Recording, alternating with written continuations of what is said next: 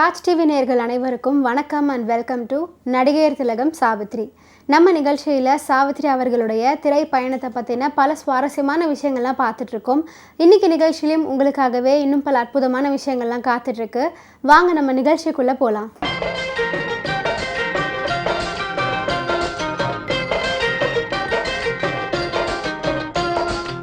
மகா நடிகை சாவித்ரி அவர்களுடைய திரை பயணத்தில் 1972ஆம் ஆண்டு வெளிவந்த தமிழ் திரைப்படம் தான் ஜக்கம்மா. CM கர்ணன் இயக்கத்தில் வெளிவந்த இந்த திரைப்படத்தில் ஜெய்சங்கர், சாவித்ரி, உஷாநந்தினி மற்றும் பலரும் நடிச்சிருக்காங்க.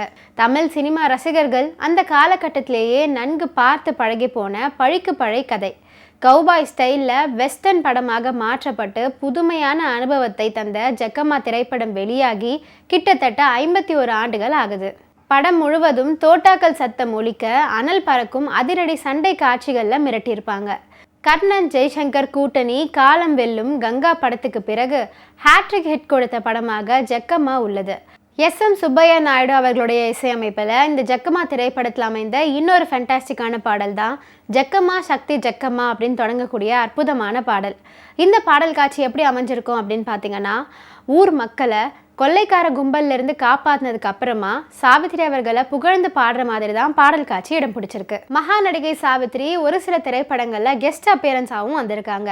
அப்படி அவங்க நடித்த கெஸ்ட் அப்பியரன்ஸ் திரைப்படத்தில் ஜெய்சங்கர் திரைப்படமும் ஒன்று. அதுதான் மனசாட்சி அப்படிங்கிற திரைப்படம். இந்த திரைப்படத்தை TN பாலு அவர்கள் தான் டைரக்ட் பண்ணியிருக்காரு. அவருடைய டைரக்ஷனில் ஜெய்சங்கரும் வாணிஸ்ரீயும் இணைந்து நடிச்சிருக்காங்க. நடிகர் திலகம் சாவித்ரி நிகழ்ச்சியில் நிறைய சுவாரஸ்யமான விஷயங்கள்லாம் நான் சொன்னேன். இதெல்லாம் கேட்டு ரசிச்சிருப்பீங்கன்னு நினைக்கிறேன். இந்த நிகழ்ச்சியை தொடர்ந்து பாருங்கள். நன்றி, வணக்கம்.